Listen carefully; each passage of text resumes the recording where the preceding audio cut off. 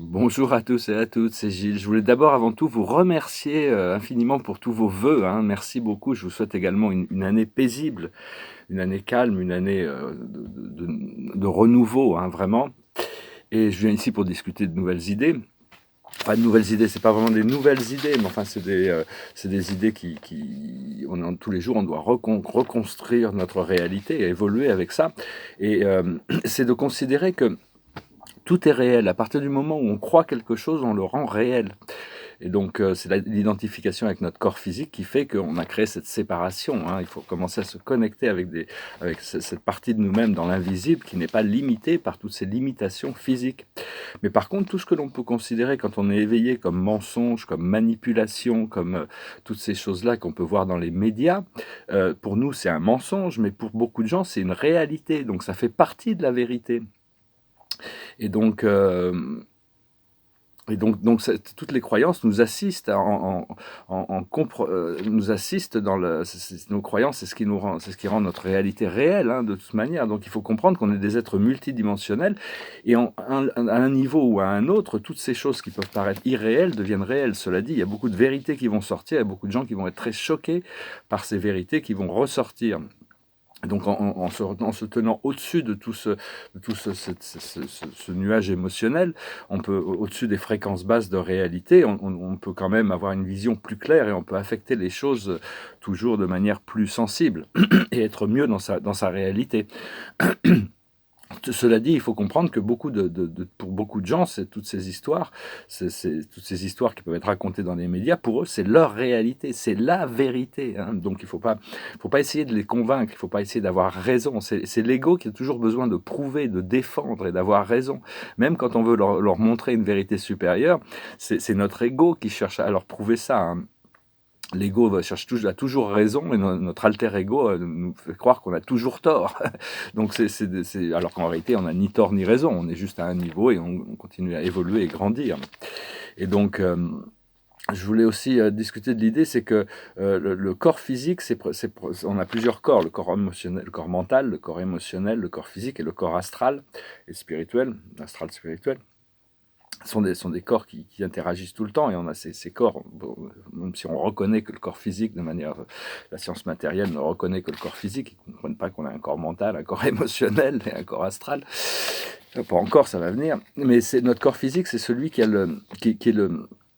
va être le dernier à changer, hein, de bouger dans la 4e et la 5e dimension. Et donc, parce que ce corps physique aussi, c'est celui qui a le plus besoin de notre attention, parce qu'il a plus le soutien d'un ego fort pendant la 3e dimension. Ceux qui sont dans la 3e dimension, leur corps mental, émotionnel sont complètement connectés à leur corps physique. Il y a pas de, ça fonctionne ensemble. Alors qu'une fois que la conscience s'élève, le corps mental, émotionnel, et continue à s'élever, mais le corps physique a vraiment besoin de suivre, hein.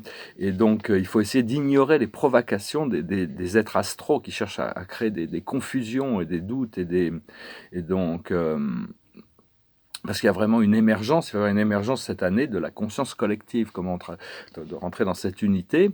Et donc c'est avec humilité et gratitude, hein, et on doit, parce qu'on est en train de se séparer de cet ego fort de l'individualité, et pour voir qu'on appartient à un tout plus grand, hein, une énergie plus vaste. Donc c'est l'énergie du divin féminin, du réceptif, de l'amour, qui est inclusif des choses. Et donc, voilà, je vais tirer quelques cartes, continuer de discuter de 3 autres idées, en profiter d'être là pour parler de ces choses. Le passé, c'est l'élévation. Le présent, c'est l'enthousiasme. Et le futur, c'est l'indulgence.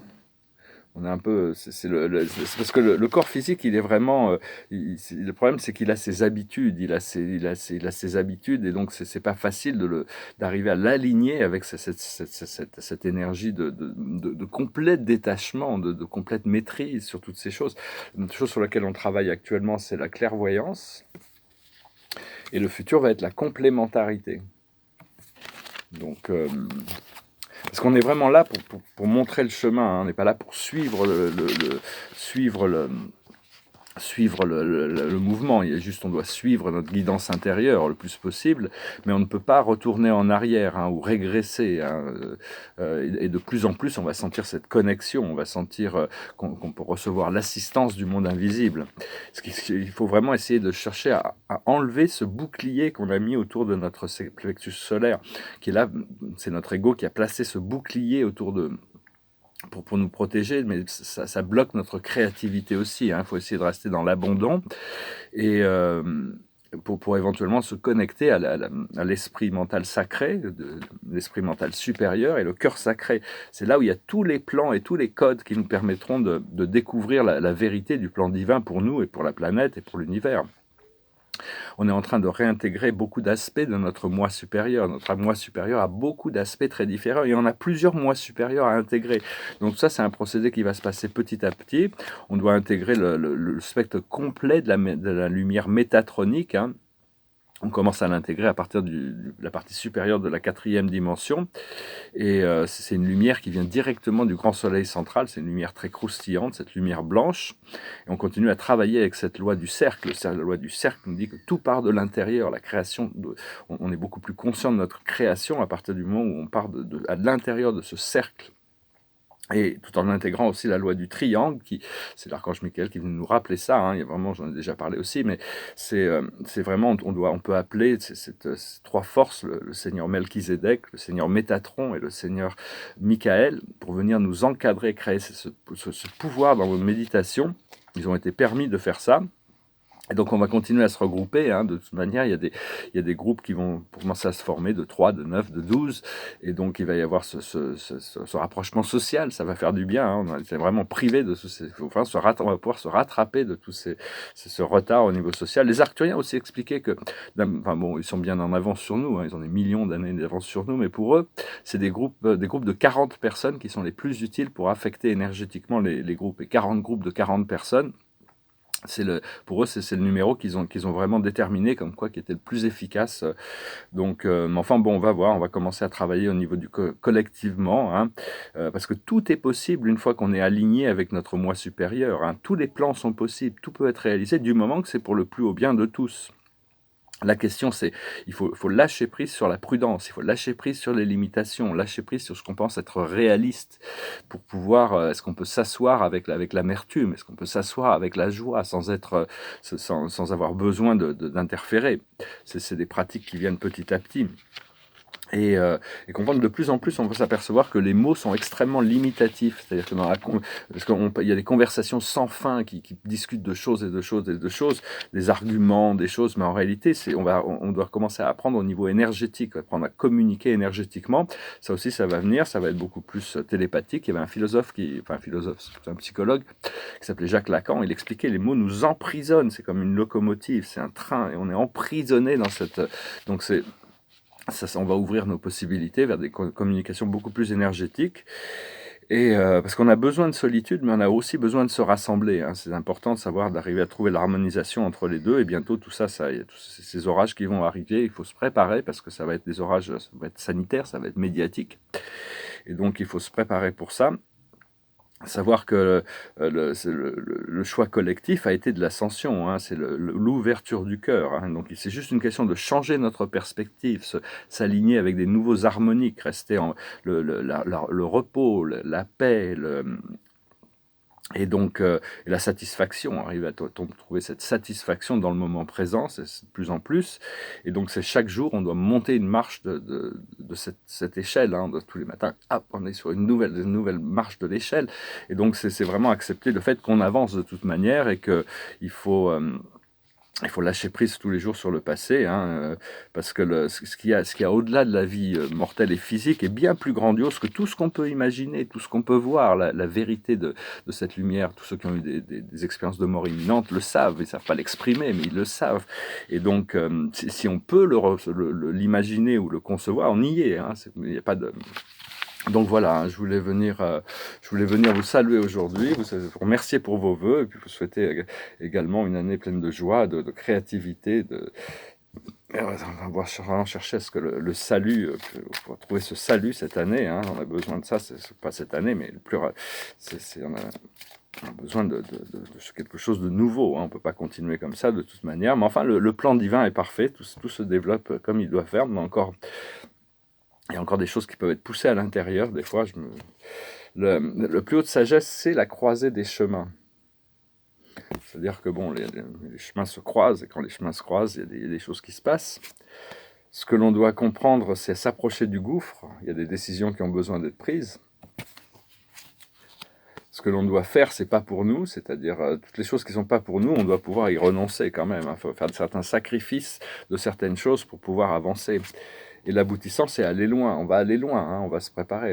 Toutes les fins sont marquées par un nouveau départ. Et donc, il y a vraiment un nouveau cycle qui va s'ouvrir, qui va être beaucoup plus agréable, hein, de toute manière. Si vous voulez une session privée, n'hésitez pas à m'envoyer un email. Je vous remercie aussi pour vos partages, pour vos commentaires, pour vos souscriptions, pour vos dons.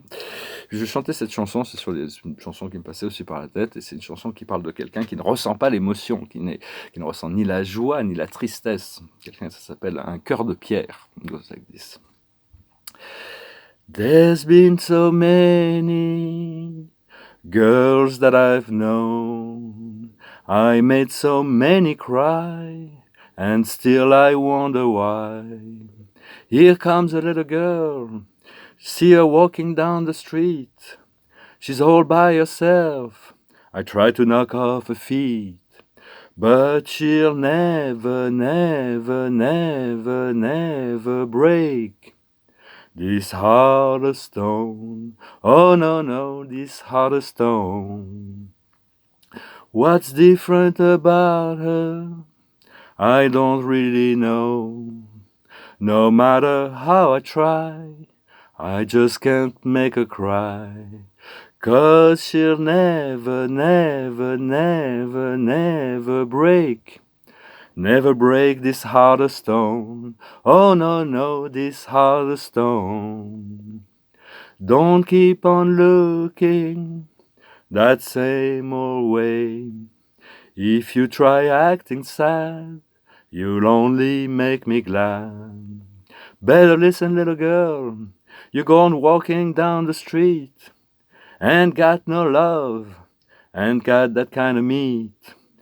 'Cause you'll never, never, never, never break this heart of stone. Oh no, no, you'll never break this heart of stone. No, no, this heart of stone. You'll never break this heart of stone. Oh no, no, you better go home. 'Cause you'll never, never break this heart of stone.